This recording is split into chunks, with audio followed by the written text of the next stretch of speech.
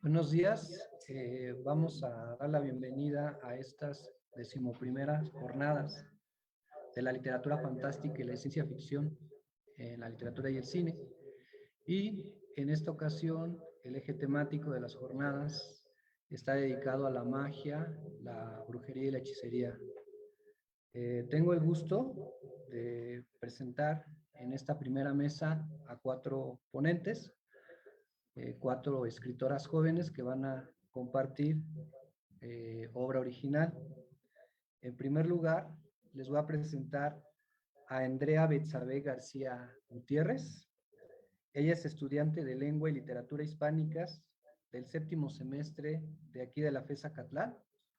Es escritora en formación y con inclinaciones a la lingüística comparada y a la enseñanza de idiomas. Es coautora en diversas antologías coordinadas por Beatriz Escalante, con publicaciones en Zompante, Revista y revistalon.mx.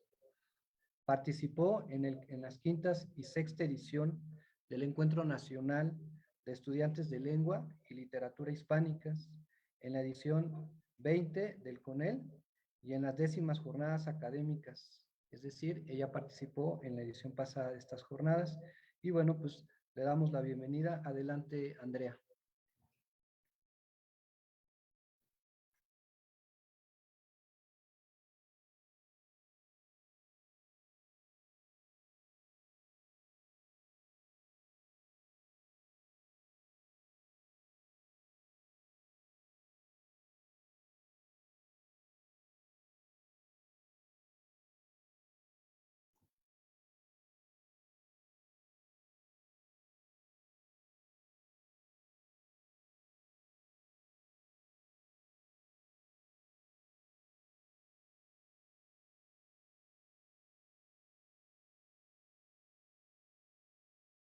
Ay, me acaban de decir que tengo el audio cerrado. Ya venía hablando aquí desde hace como media hora. Pero bueno, muchas gracias por la presentación. Y ahorita ya estamos en octavo semestre, aclárese. Y pues como les había dicho, pero no se escuchó, no me esperaba ser la primera, ¿no? Pero bueno, en esta ocasión les presento un pequeño texto que se llama No le digas a mamá. Bueno, When it's cold and when it's dark, the freezing moon can obsess you. Freezing moon of mayhem. Me asomo a través de la rendija que dejaba la cortina oscura de la ventana y me cercioro de que no venga nadie. Miles de hormigas parecían correr desde mis brazos hasta mi rostro. El cuarto me envolvió en el humo del cigarro que traía tu nombre en rojo y el dulce olor de canela y rosas que escondía el portarretratos con tu fotografía. Solo tengo un deseo, estar a tu lado, que seamos uno solo, tú y yo contra el mundo. Que digan lo que quieran, porque yo te deseo, te amo y no me da vergüenza admitirlo. Me encantas. Me acelera el corazón pensar en lo delicioso que sería huir tomados de la mano, despertar un día en tu cama, abrazados, viendo el sol a través de la ventana mientras me dices que me amas y muerdes delicadamente mi oreja. Debo darme prisa. Los últimos minutos de la medianoche me pisan los talones. El cigarro se ha consumido todo y la ceniza cae sobre el plato de azúcar encima de nuestras dos fotografías cosidas con hilo rojo bajo la luz de la vela roja encendida. Busco en el celular uno de esos videos baratos. Reviso la hora de tu última conexión e inmediatamente me pongo a trabajar. Tomo un pedazo de hoja blanca y corto todos los bordes con las manos. Los tambores de la música ritual me van envolviendo poco a poco. Escribo tu nombre 3 veces con tinta roja y me impresiona que me muevas tanto con solo recordar tu nombre. Los labios se me parten de resecos. Mi ojo izquierdo salta y se tensa para no romper en llanto. Debo tenerte presente. Entonces, cierro mis ojos y solo veo todos los recuerdos que se reproducía mi cabeza. Cada pisada por las calles de la vieja Tacubaya eran un latido que aplastaba mi corazón. Encima de las voces femeninas de la canción de fondo, todavía oigo los cierres y cintos chocando de tu pesada chamarra de cuero que siempre cargabas y que te quería robar de tu ropero cada que la veía, porque te hacía caminar con un singular balanceo cuando íbamos de regreso a casa por esa bajada que hacía que tu largo cabello negro volara. Veo todos los pasillos que recorría con una sonrisa para cuidarte dentro de los salones. Aquí lo de nosotros no puede saberse, me decías a solas, poniendo tu dedo sobre mis labios con tus ojos fijados en nuestras siluetas abrazadas en el reflejo de las ventanas. No puedo sostenerte la mirada sin que mi cara se enrojezca y me hiervan las venas. Sigo frotando el papel. Mis dedos bailan sobre los granitos de azúcar con canela que ruedan y chocan entre ellos. Es como si sintiera tus blancos dedos en mi cabeza acariciándome mi cabello negro. Esas noches frías me dabas tus manos y tus dedos y mis dedos te calentaban. Ojalá pudiera cambiar quién eres. Las palabras mágicas se me traban en la lengua. La garganta me tiembla y me quema por dentro al tratar de evitar el llanto. Tartamudeo. Solo ámame, por favor. Te pido, ámame. ¿Qué tengo que hacer para que me ames y por qué me dueles tanto? La música sigue y cuando abro los ojos pienso en lo que acabo de hacerte. Quizás es muy narcisista y perversa la idea, pero nunca me había sentido tan bien amando. No es un amor prohibido porque nadie me prohibió amarte las veces que repetíamos y estabas desnudo envuelto en mis sábanas. ¿Por qué? ¿Por qué aún sabiendo quién era, decidiste seguir jugando así conmigo? Ya no somos niños, pero te siguen gustando las travesuras. No le digas a mamá cuando regrese, me decías al salir de mi cuarto. La respiración se me agota y en cuanto azotan la puerta de la entrada, debo darme prisa para esconder todo. No, nadie tiene que saberlo de nosotros. Tomo el papel, lo amarro con un hilito rojo y lo coloco debajo de mi colchón antes de dormir. Toco la almohada que robé de tu cuarto y al momento de cerrar los ojos, la fiebre calienta toda mi cabeza. De repente, siento martillazos en mi cabeza y el vértigo me inunda. Creo que estoy volviéndome loca. La cama da vueltas y va en picada. No se detiene hasta darme náuseas. Entre la oscuridad y el mareo, comienzo a sentir el brusco tacto de algo que me parece ser una pata animal que se aferra a mi pie. Lucho para soltarme, pero el filo de sus puntiagudas garras se clava y rasga mi pierna. Mi corazón rebota entre el pánico y la ansiedad. No paran de sonar las puertas del infierno en mis oídos. Mi respiración se agita, se desenfrena. El sudor en mi rostro paraliza mi cuerpo para que no para de temblar. Gimoteo de pánico. La garra está jalándome hacia el piso. Me aferro a la cama con los dientes, araño las sábanas y en ellas solamente se dibuja el camino de lágrimas y saliva que mi rostro va dejando. En la paralítica ceguera huele un recalcitrante olor fétido a azufre que me desmaya. Me despiertan los imparables bramidos que escucho al fondo. No quiero abrir mis ojos. El aire corrosivo me asfixia. Sus ráfagas me latigan y desgarran mi piel lacerada. Cuando abro los ojos, no puedo voltear. Mi cuello se siente roto y mi cabeza está hacia un suelo fangoso. Berreo, poseída por el horror de sentir mi cabeza invertida. Me cuesta levantarme. Con cada intento solo consigo azotarme. Grito aterrorizada, chapoteando sobre un charco de sangre hirviente que a mi alrededor ahoga mi cabeza. La tormenta no se detiene y el pánico me inunda. Pataleo, pero el dolor me retuerce hasta gemir de locura. Alcanzo a girar mi cabeza a un lado y ahí estás, hermanito, conmigo, cosido de tus costillas a las mías, con unas mal hechas puntadas hinchadas de hilo rojo empapado de sangre, con tu dolorosa carita petrificada llena de horror y lamentos. No puedes ni hablar, estás quedándote afónico por tantos chillidos. Con tu mano temblorosa me señalas hacia arriba. Deseo cumplido, gritan, con una hueca risa llena de crueldad que retumba en el abismo. Gracias.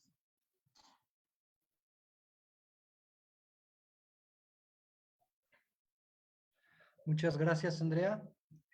Ahora voy a tener el gusto de presentarles a Ana Elisa Jacobo Hernández. Ella es recién egresada de la carrera de Lengua y Literatura Hispánicas en la FES Acatlán. Desde su adolescencia ha enseñado a niños y su interés por las historias, ya sea en películas, en series, en libros o cuentos, la ha motivado a escribir también las propias. Ha participado 2 veces en el Encuentro Nacional de Estudiantes de Lengua y Literatura Hispánicas que se lleva a cabo en la FES Acatlán. Adelante, Ana Elisa. Hola, muchas gracias. Hoy les voy a leer este cuento, se llama Los Mensajes. Es un cuento que yo antes ya formó parte de mi participación en uno de los encuentros de estudiantes de letras. Y la verdad es que me da mucho gusto compartirlo porque se siente muy lindo leerlo en voz alta y porque el hecho de que esté en el eje de la literatura fantástica hace que tengamos como muchas posibilidades al alcance para poder platicar después. Entonces, voy a leerlo y espero que les guste. Quisiera que para ponerse en el ambiente, les comentaré que este cuento, bueno, nace de una noche donde no tenía luz, pero le quedaba batería a mi teléfono, y una noche anterior donde espero que ustedes reconozcan esa sensación de leer mensajes en la pantalla de notificaciones, en la noche donde todo se siente real e irreal al mismo tiempo. Entonces, muchas gracias. Aida y Selene eran hermanas y solían mensajearse aun cuando estuvieran en la misma casa.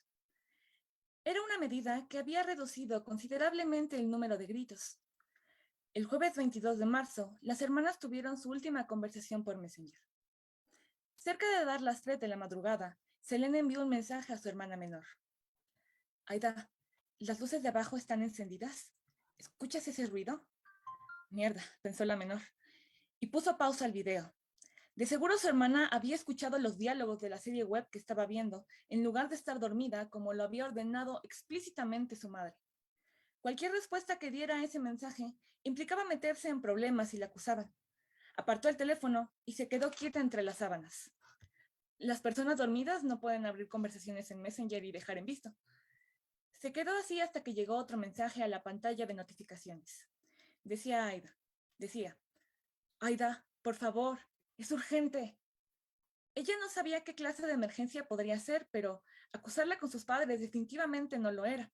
Además, Aida conocía bien a su hermana mayor. Sabía que nunca habría escrito eso de no tratarse de una verdadera urgencia. Así que se atrevió a contestar. Las luces de mi cuarto están apagadas. Las del pasillo creo que también. No sé si mis papás apagaron las luces de abajo. ¿Quieres que vaya a revisar? No, recibió la respuesta inmediatamente. y unos segundos después, Aida recibió otro mensaje. ¿Tú hiciste ese ruido? No era un ruido fuerte. Alguien que ya estuviese dormido a las 3 de la mañana nunca se habría percatado. Venía del tercer piso, donde se encontraba una pequeña bodega y el cuarto de Selene. Aida tecleó rápidamente. Creí que eras tú quien hacía ruido. Contestó. No, yo estoy en la cama. Desde que fingió estar dormida, el único sonido proveniente de la habitación de Aida era el de sus dedos chocando contra la pantalla del teléfono. Aida no era la culpable y al parecer tampoco lo era Selene. La hermana menor se apresuró a escribir. Yo no estoy haciendo el ruido. Ahí está de nuevo. Escucha. Es en la bodega, ¿no? Era como si alguien estuviese moviendo las cajas que se acumulaban en altas pilas. Contagiada por la preocupación de Selene, la hermana menor empezó a crear una gran cantidad de escenarios en los que una familia con un par de hijas adolescentes eran encontrados en la mañana, descuartizados por una entidad misteriosa. Me acabo de asomar. La puerta de la bodega está cerrada. No sé si hay alguien, escribió Selene. Aida respiró profundo y escribió. Selene, debe ser el gato. Decidió que era hora de ser prudente. Buscó entre los cajones de su voluntad y se revistió con un traje de hermana responsable lo mejor que pudo. Tan pronto como lo hizo, se sintió un poco ridícula por dejar que la oscuridad de la noche le hiciera pensar en fantasmas.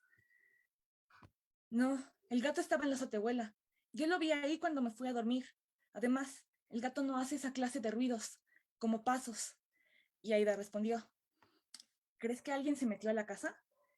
Aunque la menor tenía mucho miedo, se convenció a sí misma de que era la oscuridad de la noche la que le hacía ver cosas que no estaban ahí.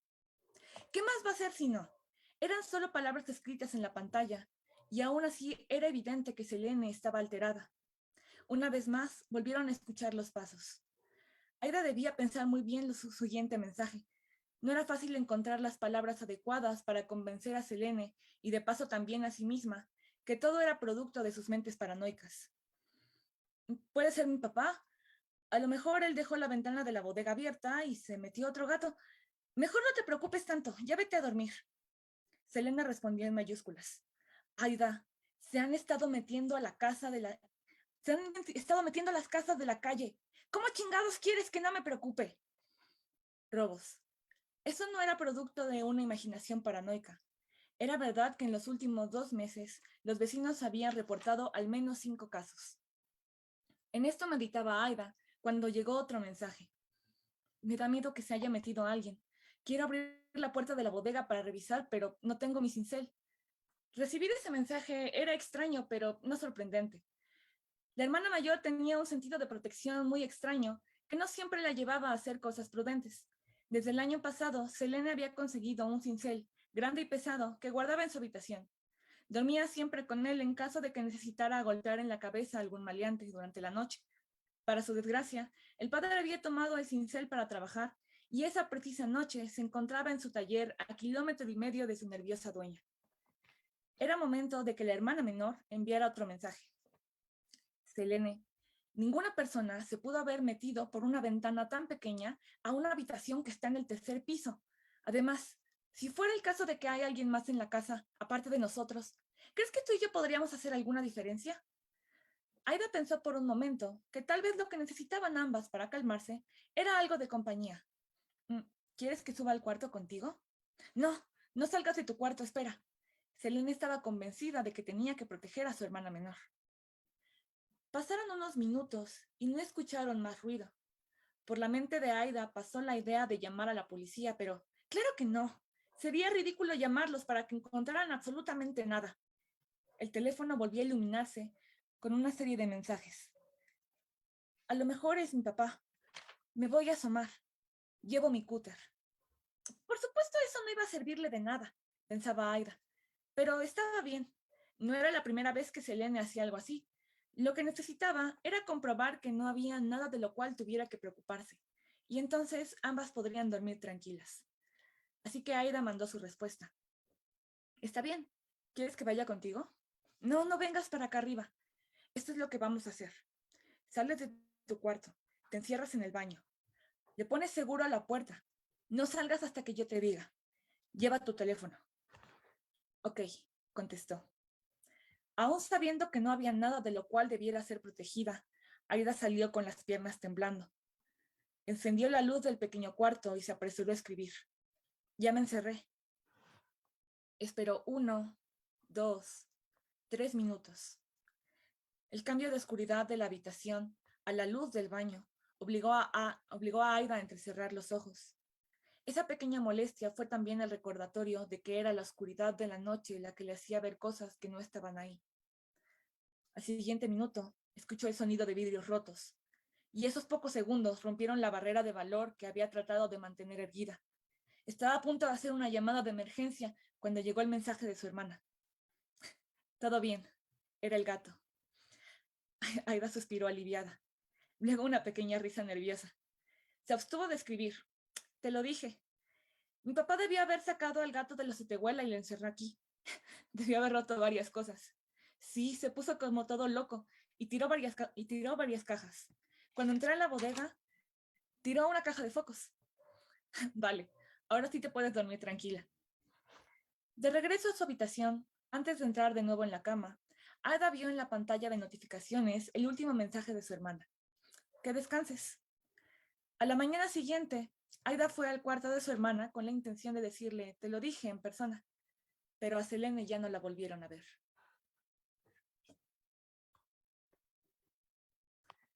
Bueno, aquí concluyo. Muchas gracias.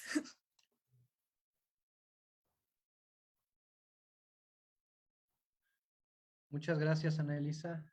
Ahora tengo el gusto de presentar a Aranza de la Fuente Álvarez. Ella es egresada del CCH Naucalpan. En ese plantel fue galardonada con el primer lugar en el concurso de ensayo de la obra de Natalia Toledo, donde tuvo la oportunidad de leer su trabajo a la autora. Ganó el primer lugar en el primer concurso de poesía de brujas, también en el CCH Naucalpan. Durante su último año en ese plantel, participó en un proyecto que se titula Jóvenes hacia la Investigación, enfocado en filosofía política. Resultado de dicho proyecto, este año se publicará el libro Propuestas de académicos y estudiantes de CCH Naucalpan contra el destemple social, coordinado por el profesor José Daniel Piñón Cuenca, en donde aparece un trabajo de la ponente. Como estudiante de la carrera de Lengua y Literatura Hispánicas, participó en el 10º Coloquio de Literatura Prehispánica a través de la adaptación de un texto de la literatura indígena a teatro de papel, en el cual fue posible gracias al trabajo en equipo con sus compañeros de grupo. Adelante. Hola, ay, se escucha raro.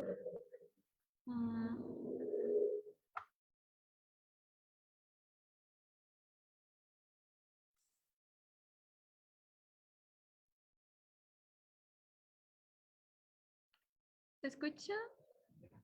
Ok. Bueno, yo traje una pequeña presentación. No sé si sí la pueda compartir. Pueda compartir pantalla para presentar. Ah, este... mm, mm. Ok, ok.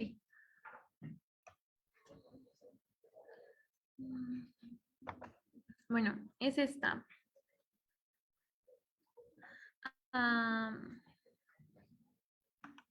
Bueno, ok, el cuento que les voy a leer se titula La pintora. Amanecer plácido había traído el nuevo día. En un pequeño, más acogedor balcón, disfrutando de la brisa matutina que ondeaba sus faldas cremosas, se encontraba ella, contemplando su jardín. Los rosales, que ella misma había cuidado con paciencia, ahora se erguían blancos y orgullosos. Casi parecía que no había nada que le gustara más que observar cosas hermosas, como si sus ojos, igualmente bellos, se deleitaran solo en la contemplación de sus semejantes. Deja de tardarte, mujer. No debemos de llegar tarde otra vez. Es una falta de respeto. La voz de su esposo, siempre entretejida en una rudeza que le resultaba agria. Sonrió, mas su gesto fue flojo. La luz de aquella mañana hacía de las flores frente a sus ojos un perfecto cuadro que le gustaría recrear. Pero ella no se permitía pintar esos escenarios, no. Ella solo podía pintar sus nuevos rostros. Lo lamento, querido. Arribaron a la iglesia envueltos en un tenso silencio. Su marido había conducido frunciendo el ceño todo el camino. Su traje, que ella se había encargado de dejar inmaculado la noche previa, parecía arrugarse con cada una de sus respiraciones. Estaba furioso, ella lo sabía. Pero solo indiferencia se tejía en sus pulmones.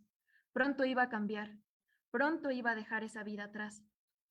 Abrió la puerta del carro y acomodó sus largas faldas antes de pisar el suelo. La mano crispada de su esposo sujetó con agresividad su brazo, envuelto en su chal de un encaje blanco predilecto. Con un jalón violento la obligó a erguirse, provocando que sus pies cubiertos de espesas telas se enredaran entre sí y tropezara. Fue el frío y rudo agarre de su esposo lo que detuvo su caída.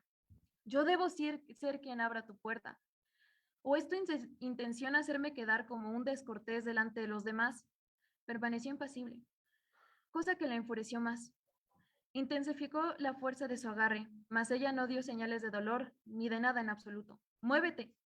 Seguido de su orden, empujó a su mujer, la cual solo siguió la inercia del empujón para continuar con sus pasos. O lo que aquel hombre ignorante pensaba, que no había mujer más bella, más igualmente insulsa y hueca, pues su mirada no era suficiente. La mirada de nadie era suficiente, ni el entendimiento de nadie era tan lúcido como para siquiera comenzar a comprenderla. Un aliento helado recibió sus tersas mejillas en cuanto entraron a la iglesia. El eco de la voz del sacerdote resonó en las inmaculadas paredes. Pronto su apasionado tono se vio interrumpido por el clamor del órgano. Había algo en la música de aquel instrumento que parecía envolverse en la soledad de días nublados. Su marido la condujo ahora con suavidad, aparentando un cariño que estaba lejos de sentir. La acomodó al lado de una de sus vecinas, una anciana envuelta en ropas de negra elegancia. De su amplio sombrero oscuro se deslizaban finos cabellos blancos. Sus ojos se posaron en los suyos. Esos ojos comenzaban a ser víctimas de una tenue niebla cruel. Ella ya sabía cada tormenta que anunciaban las nubes de su mirada, puesto que era lo que había estado pintando. Qué gusto poder verte, querida. Eres tan hermosa que le devuelves la sonrisa a esta triste anciana. Ay, si la vida hubiera hecho que nos conociéramos antes, mi hijo y tú sin duda hubieran hecho una divina pareja. Madre, se está por dar el sermón, hay que guardar silencio. La anciana cayó en respuesta, mas sus ojos nublados seguían posados en la indiscutible belleza del rostro de la joven. Le dedicó un guiño juguetón, acompañado de una sonrisa torcida, antes de volver su mirada al frente. La joven, en cambio, mantuvo su mirada en la anciana unos instantes, más mientras rememoraba su propio cuadro, comparando su trabajo con el rostro viviente.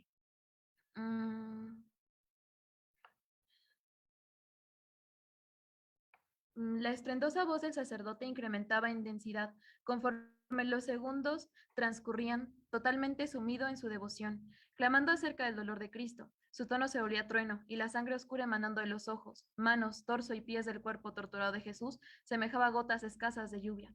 Un dolor divino, una perfección torturada, pulida para alcanzar la más pura representación de una belleza celestial. Los ojos de ella contemplaron con admiración la figura crucificada, embelesada por el sufrimiento en aquella mirada perdida, en aquel ruego silencioso de esos labios secos. Qué eterna agonía tan más finamente detallada, tan más dulcemente retratada en un cuerpo perfecto. Eso era, siempre había sido eso. Ella no solo se deleitaba en contemplar lo que le parecía casi tan hermoso como su esencia, sino que había una belleza mucho más cautivante en el instante de súplica de un cuerpo maravilloso quebrándose sin remedio.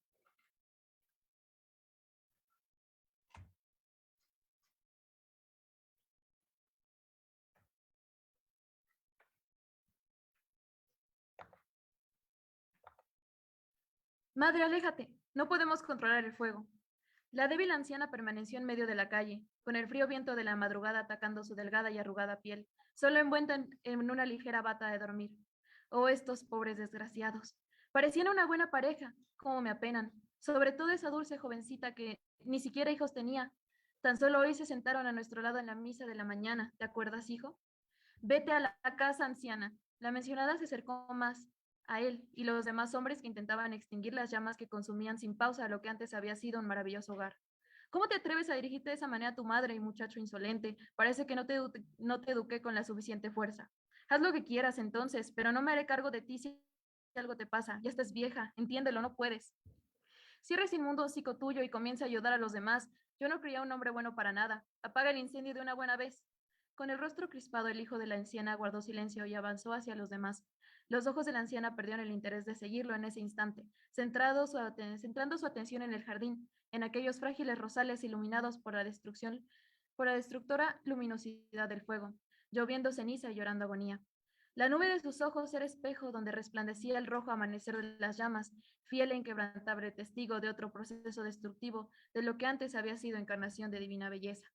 Encontrar esa mirada, encontrarla a ella, seguir su rastro, efímero, aferrar el invisible hilo conductor de su existencia, de cuerpos cambiantes, de carácter y recuerdos mutables, tan difícil a la vez irresistible labor. Personaje tan complejo no había, siendo ella la única real duda, la única inexplicable cuestión. La hermosa joven había llegado de la ceremonia religiosa con el plan trazado en la punta de su pincel. Había trabajado por días en su nuevo retrato. Era la anciana con la que había compartido asiento momentos atrás. Esa era su forma de proceder. El cuerpo en el que vivía solo era prestado, al igual que los sueños, recuerdos y pensamientos que tuviera. No había algo en particular que determinara su avance, ni un tiempo ni una razón. Simplemente pasaban los días, a veces semanas, a veces años, hasta que decidía pintar un nuevo retrato, siempre de una mujer, para después habitarla, continuando la vida de la mujer sin casi intervenir, solo hasta el final. Razón y patrón parecía tampoco haber para elegir vidas y cuerpos, mas algo siempre era constante en lo que buscaba, belleza, contemplarla crecer y más que nada apreciarla morir.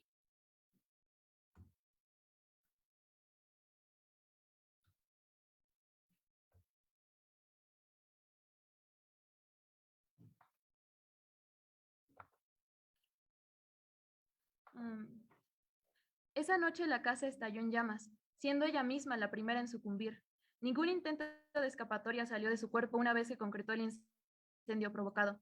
El esposo tampoco intentó huir, pues al estar aferrado a los sueños no fue capaz de prevenir su final, inspirando corrosivo y denso humo. Y así, lo que antes había adaptado a la forma y vida de una bella joven, inocente y servil, ahora padecía los estragos de la vejez, con la carga de los recuerdos de una vida larga, tormentosa y cruenta bajo sus ahora débiles hombros, mas la rectitud y seguridad de su pensamiento destacaba por sobre el desgaste de su cuerpo. La noche llegó a ser más larga que las llamas ardientes, mas no hubo sueños ni descanso para la anciana, que había logrado adentrarse, cuando todos se habían retirado ya, en las ruinas de lo que antes había sido su jardín. Con la oscuridad de una densa noche sobre su cabeza, utilizó sus propios dedos para cavar en la tierra y el polvo y la ceniza, descubriendo así sus pinceles más preciados, junto con sus frascos de pintura envueltos en manchadas telas.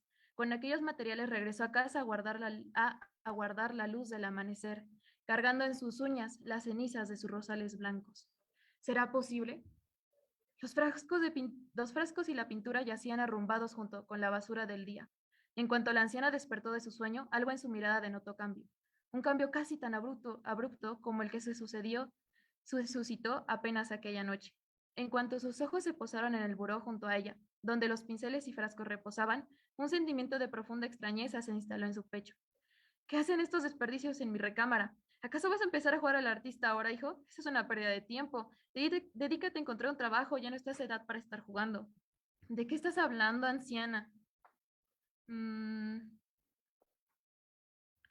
mm. Su hijo apareció en el campo de visión de la mujer. Estaba frunciendo el ceño. Hazme el favor de recoger tus cosas, señalando los pinceles y los frascos con su huesudo dedo. No son mías. Bueno, entonces no tendrás problema en irlas a tirar. Los pasos del joven se dirigieron hacia los desconocidos objetos. Los tomó entre sus manos y una agilidad inusual recorrió su piel, como si estos contuvieran un suspiro que hubiera permanecido por años encerrados hasta aquel momento.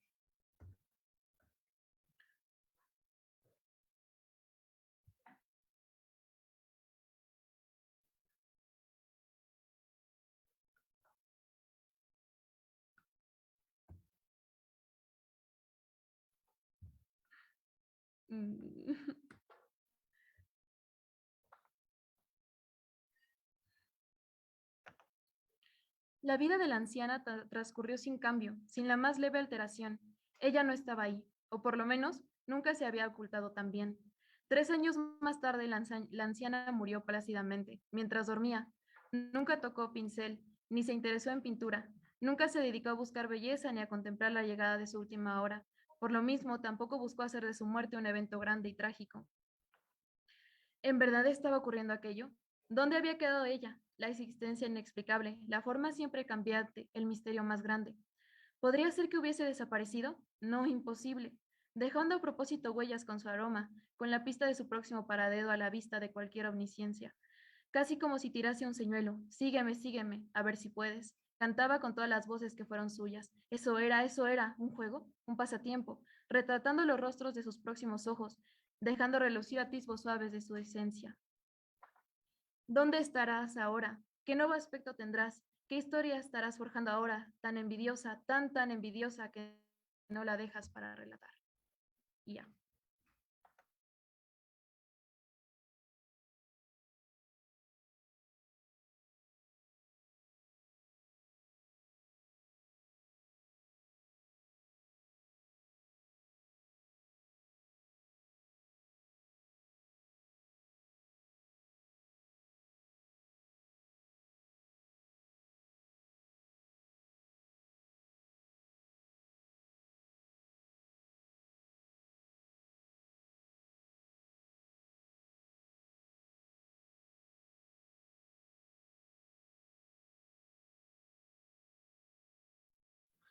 Muchas gracias, Aranza. Ahora les voy a presentar a Aliatzel González Montalvo. Ella es estudiante de octavo semestre de la licenciatura en etnomusicología de la Facultad de Música de la UNAM, y esta es la primera vez que participa en unas jornadas. Entonces, adelante, Ali. Bienvenida. Gracias. El vampiro. Cuando él y sus extrañas melodías se mudaron al caserón de estilo gótico que estaba frente a la casa de Cilie, ella tenía apenas 6 años. La niña oyó decir al jardinero que el nuevo habitante era un hombre seco y reservado, venido de un lejano país llamado Rumania. Con sus enormes ojos negros, la pequeña niña lo vio llegar desde su jardín. Era un hombre largo como un espagueti, blanco como una papa cruda y con una extraña marca morada justo debajo del mentón. Iba cargando un misterioso estuche negro, y tan pronto entró en la casa, corrió las pesadas cortinas de terciopelo púrpura, y la música empezó a hacer remolinos en la oscuridad, a desbordarse por grietas y agujeros, y salpicar el jardín donde seguía parada Cilie. La niña lo escuchaba cada noche al otro lado de la calle, cantando canciones que parecían haber viajado siglos y atravesado montañas para ir a hechizarla. Las melodías la atraían, la envolvían con fuerza, la hacían sentir atrapada en un torbellino que le hacía temblar las manos y sentir un calor que recorría todo su cuerpo. Conforme pasaban las noches, la duda se convirtió en deseo, y después en la obsesiva necesidad de descubrir la identidad de aquel que cantaba al otro lado de la calle. Pero el misterio tenía encanto. Quizá fue por eso por lo que los años pasaron y Cilie se conformaba con seguir esperando, trémula de emoción, cada luna que arribaba llevando consigo la enigmática música, hasta que cumplió 12 años. Rebosante de curiosidad, reunió toda su osadía y decidió ir a su encuentro. Esperó a que las últimas gotas de melodía languidecieran en el aire, y a mitad de la noche salió sigilosa de su casa, cruzó la calle y se deslizó por el jardín ágil como cacomixtle hasta aproximarse a una enorme ventana de arco apuntado, con un parteluz a la mitad y coronada por un hermoso rosetón calado en piedra. Cilie estaba maravillada. Como una muñeca de cuerda, se acercó maquinalmente a la vidriera y con el corazón desbocado lo descubrió ahí, en medio de la sala, dormido en su cajón negro con forro de terciopelo color vino, callado como un muerto. Cilie se quedó sin aliento, corrió de vuelta a su casa, se metió en la cama y se cubrió entera con las mantas como una crisálida trémula. Tuvo sueños febriles con músicas de otro cosmos que emanaban de aquel que dormía en el cajón negro. Entraban en ella inundando su cerebro y desgarrando su imaginación. Soñó que alienada, con los ojos perdidos, se acercaba lentamente al centro del salón, y al asomarse al estuche veía su propia cara, y era ella la que cantaba melodías increíbles de una belleza misteriosa, como de otro mundo. Al día siguiente volvió en sí. Despertó bañada en sudor, pero tranquila y descansada. Sin embargo, la obsesión ya no abandonó sus pensamientos. Pasaba largos ratos recordando su hallazgo, y cada noche le abría la ventana, esperando que alguna vez entrara él, junto con las melodías, a perfumar el aire de notas. Pero Silie sabía que era imposible. Él no podría entrar si ella no iba a buscarlo. Pasado un mes, la audacia le colmó el cuerpo. Una mañana atravesó la calle y tocó a la puerta del caserón gótico. Le abrió el hombre alto y delgado, al que vio llegar con el estuche negro hacía 6 años. Lo miró con sus grandes ojos de ardilla y le pidió ver al que cantaba cada noche y que ahora estaba mudo y frío en medio de la oscura estancia. El hombre esbozó una sonrisa como de llovizna y la hizo pasar. Una vez dentro, Silie se abalanzó sobre el cajón y, cautelosa, le puso una mano encima acariciando la madera.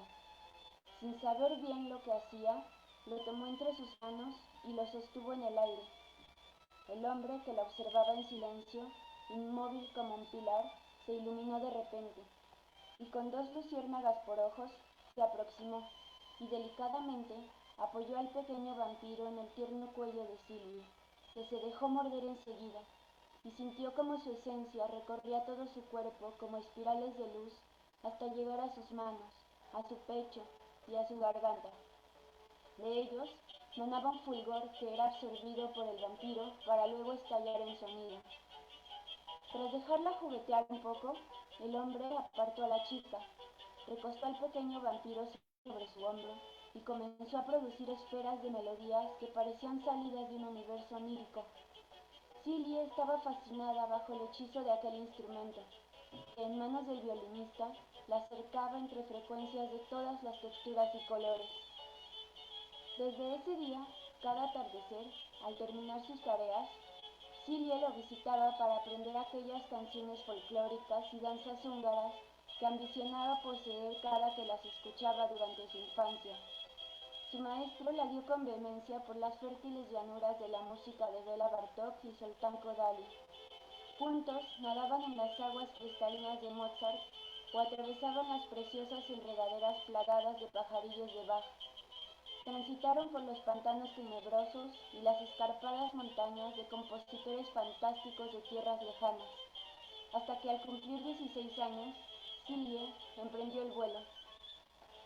Con la marca violeta en el cuello, se paseaba feliz y tranquila por los pasillos del conservatorio, cargando en la espalda el estuche negro que alojaba al vampiro al que le entregó eternamente su vida y su alma entera. Gracias.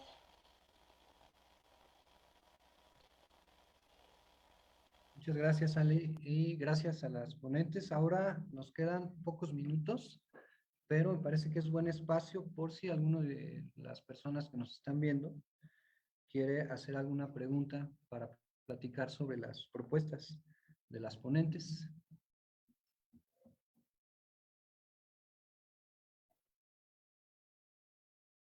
Bueno, es que estoy revisando chat, pero creo que no hay.